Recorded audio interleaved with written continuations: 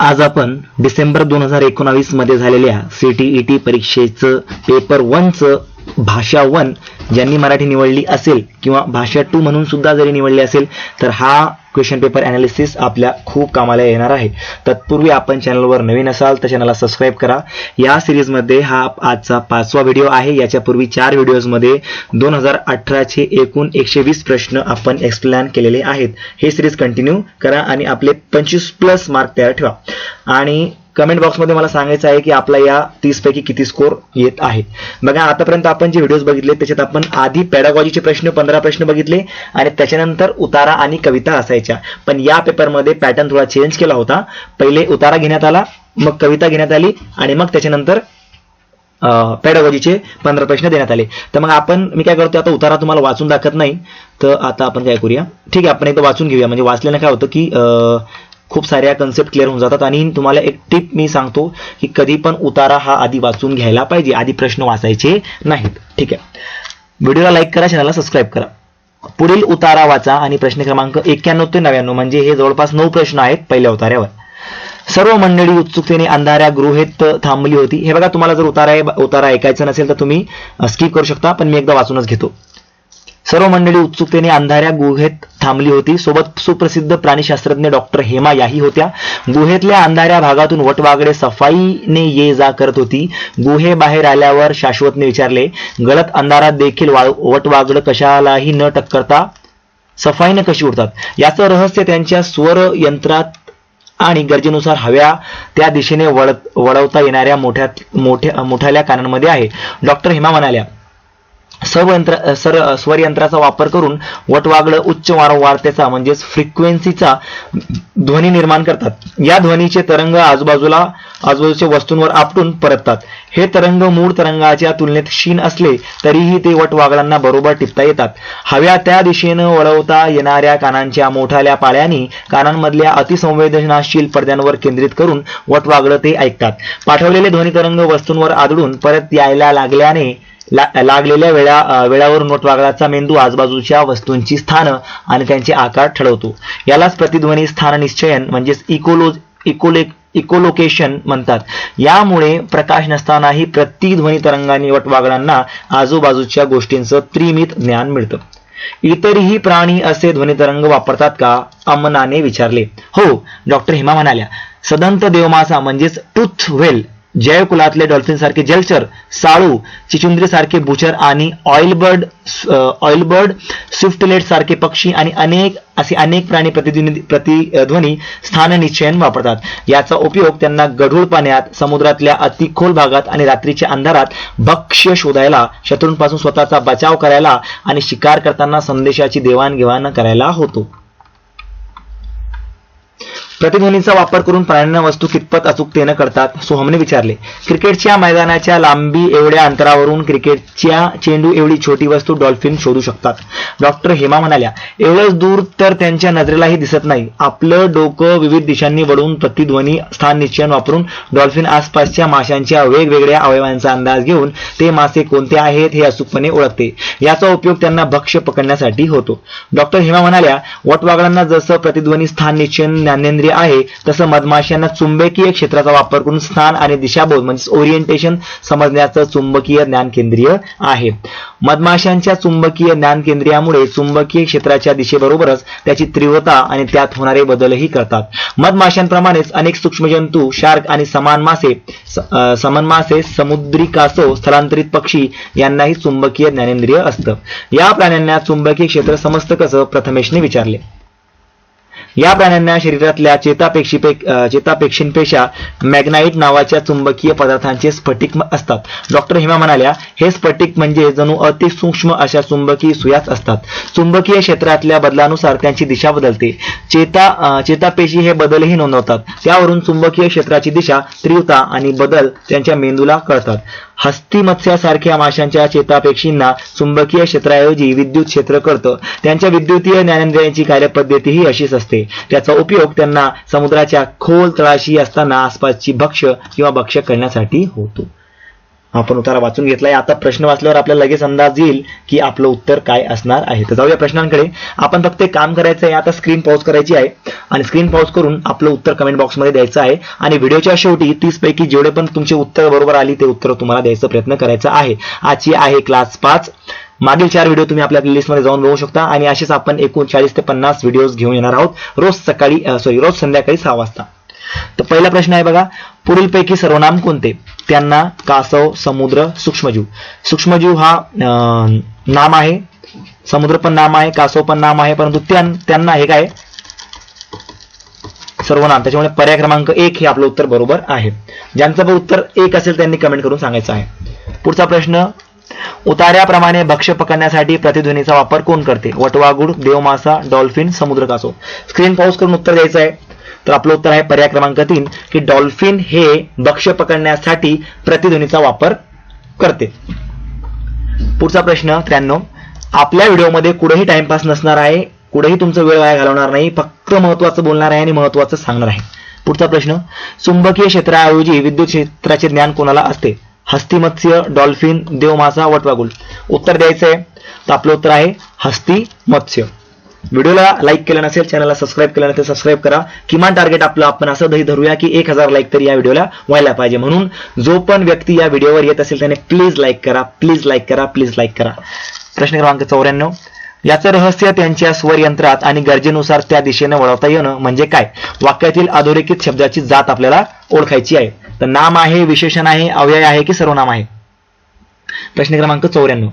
तर आपलं उत्तर आहे पर्याय क्रमांक 3 अव्यय. ठीक आहे, वळवता येणं काय? अव्यय. दिशेने वळवता येणं काय? अव्यय. पुढचा प्रश्न, वरील उतार्यात एकूण किती व्यक्तींमध्ये संवाद आहे? आता वरील उतार्यांमध्ये किती व्यक्तींमध्ये संवाद आहे असा आपल्याला प्रश्न इथं विचारलाय. प्रश्न क्रमांक 95. तर आपलं उत्तर आहे 3. आता ते कोण कोण तुम्ही ते उतार्यामध्ये जाऊन बघू शकता. डॉक्टर हेमा, मी तुम्हाला सांगतो. ओके, ठीक आहे. वेळ आता मला हे बघा, डॉक्टर हेमा 1 झाल्या, त्याच्यानंतर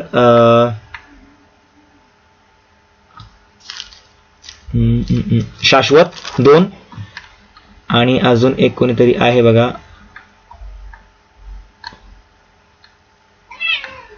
एक सेकंड.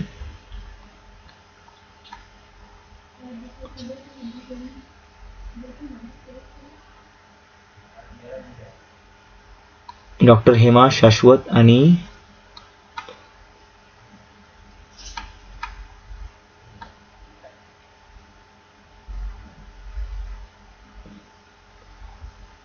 शाश्वतने विचारले म्हणजे शाश्वत 1 झाला.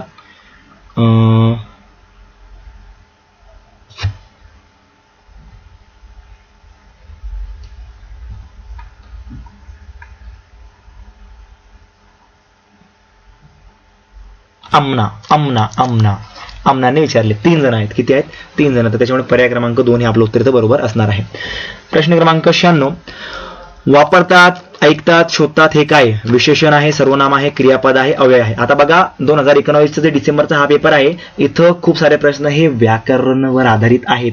काही परीक्षांमध्ये व्याकरणावर आधारित असतात आणि काही परीक्षांमध्ये नसतात. तर याच्यात मला असं वाटतं की व्याकरणावर जास्त भर दिलेला आहे. मग आपल्याला दोन्हीची तयारी करावी लागणार आहे.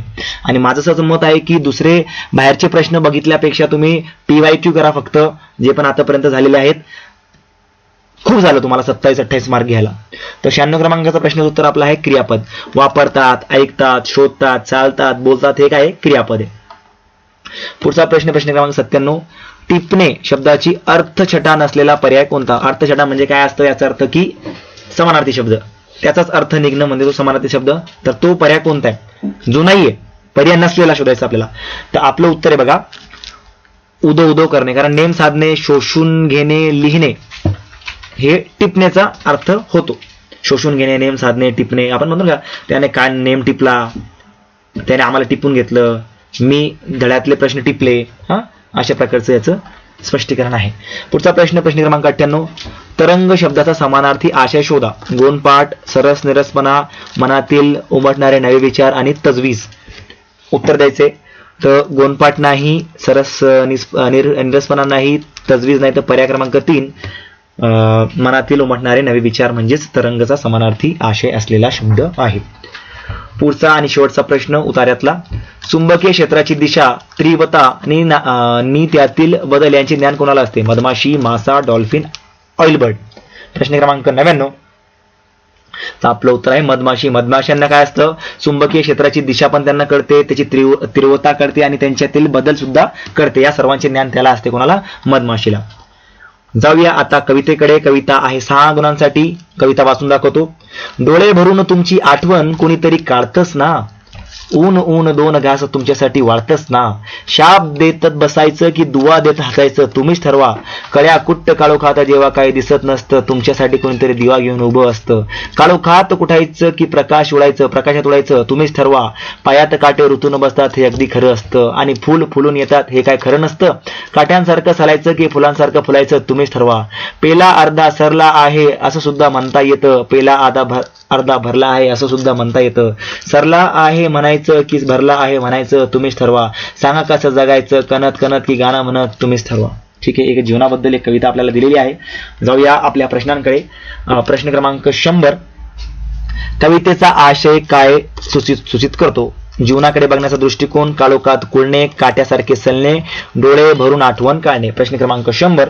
तर आपलं उत्तर मी आता सांगितलं तुम्हाला, काही जीवनाबद्दल सांगितलेलं आहे म्हणजे जीवनाकडे बघण्याचा दृष्टिकोन. एवढं फास्ट आपण उत्तर देऊ शकतो. पुढचा प्रश्न 101. जीवन जगण्यासाठी दिलेल्या पर्यायांपैकी चुकीचा पर्याय शोधा.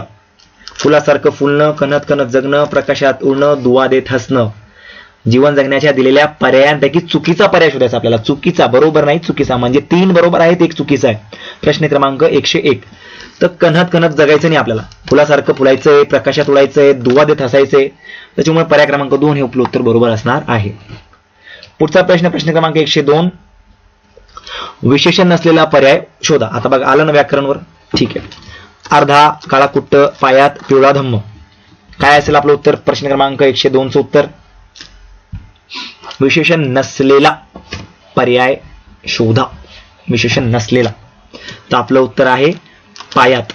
अर्धा चमचा झालं विशेषण. काळा कुट्ट अंधार झालं विशेषण. पिवळा धम्म कलर, पण पायात काय विशेषण नाही, त्याच्यामुळे पर्याय क्रमांक 3 हे आपलं उत्तर इथं बरोबर असणार. पुढचा प्रश्न. जीवनात येणाऱ्या प्रतिकूल परिस्थितींसाठी कोणती प्रतिमा कवीने वापरली नाही?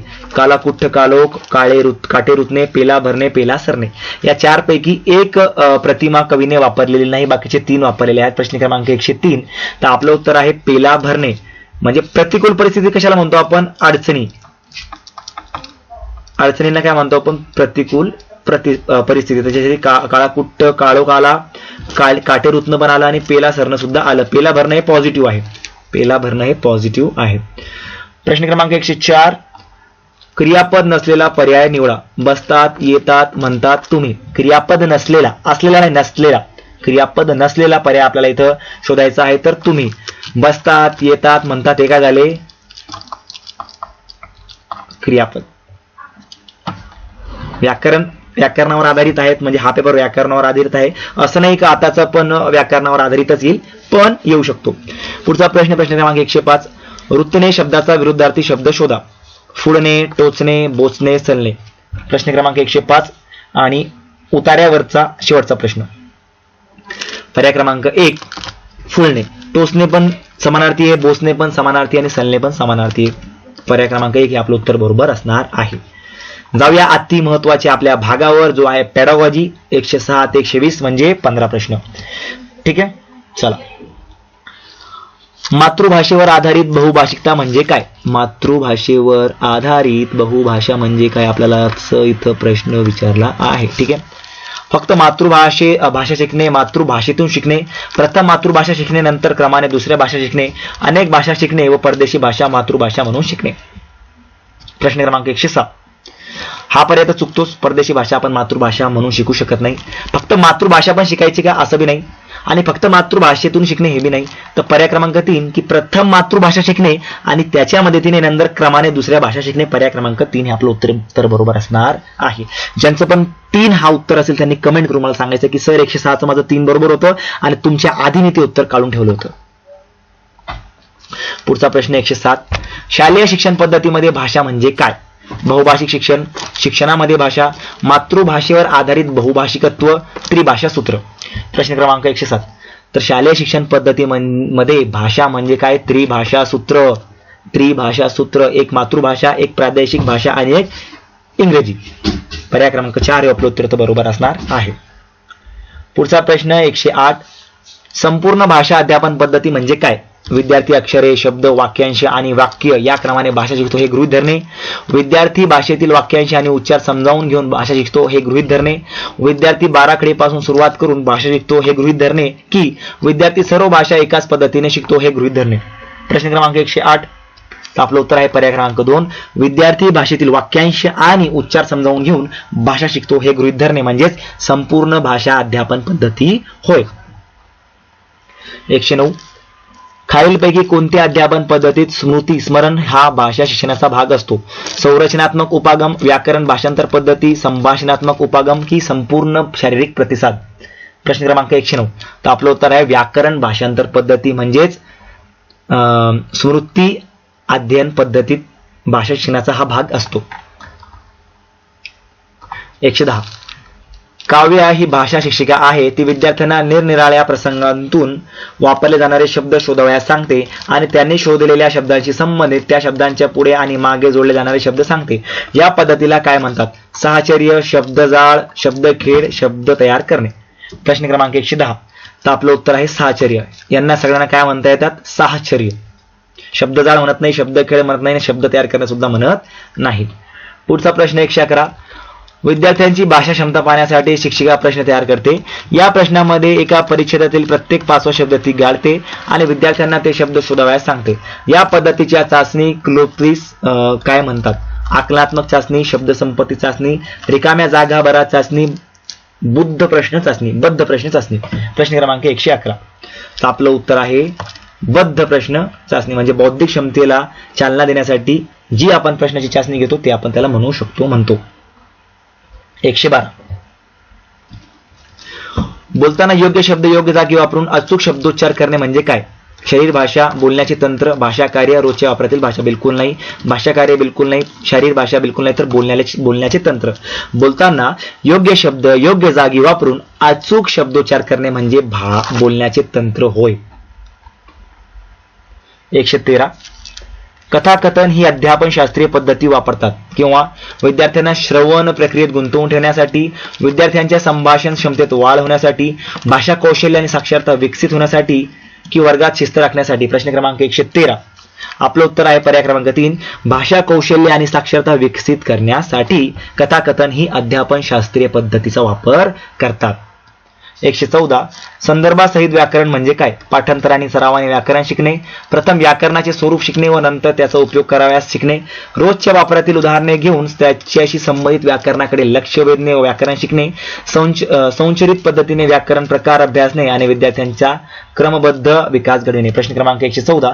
तर आपलं उत्तर आहे पर्याय क्रमांक 3. रोजच्या वापरातील उदाहरणे घेऊन त्याच्याशी संबंधित व्याकरणाकडे लक्ष वेधणे व्याकरण शिकणे म्हणजेच संदर्भासहित व्याकरण होय. 115. खालीलपैकी कोणते कौशल्य अध्ययन कौशल्य नाही?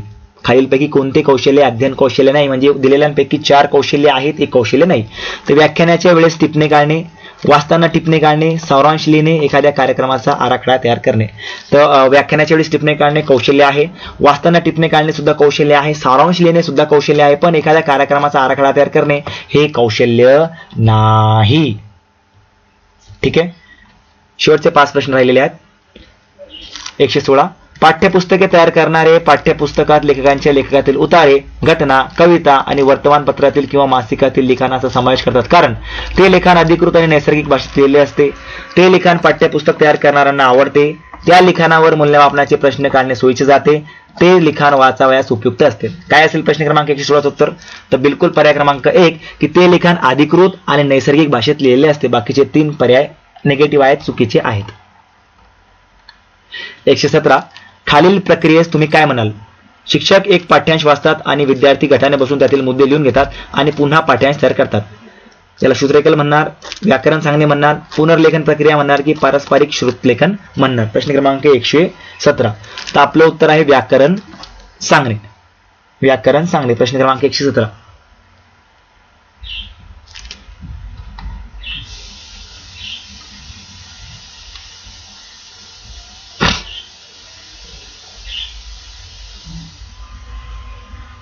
मला असं वाटतं याचं उत्तर श्रुतलेखन असायला पाहिजे. असं वाटतंय श्रुतलेखन असायला पाहिजे.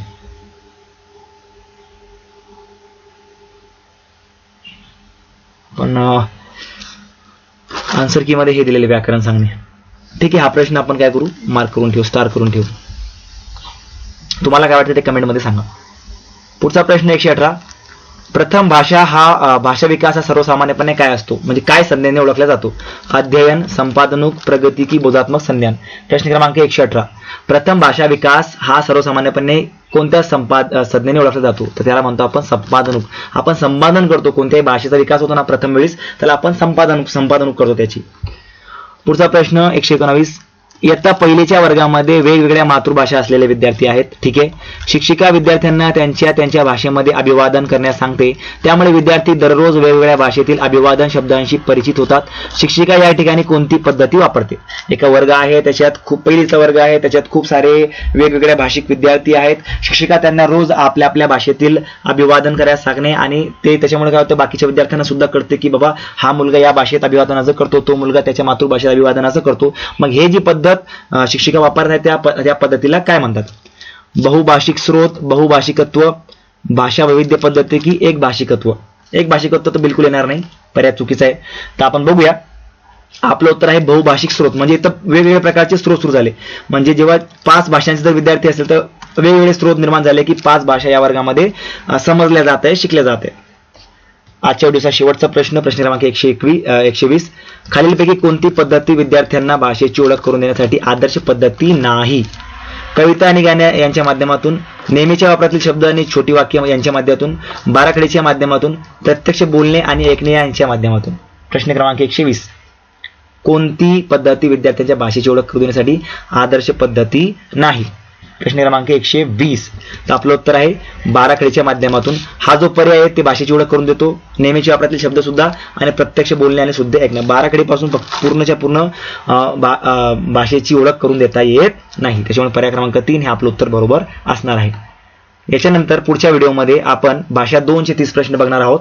त्याचबरोबर आता पुन्हा एकदा विनंती, व्हिडिओला लाईक करा. 1000 लाईकचं आपलं टार्गेट आहे. त्यानंतर चॅनलला सबस्क्राईब करा आणि आपले जुने 4 व्हिडिओ, आजचा हा 5वा व्हिडिओ आणि हा 6वा व्हिडिओ लवकरच येणार आहे. ते सगळे व्हिडिओ बघा. बाकी तुम्हाला काहीच करायची गरज नाही.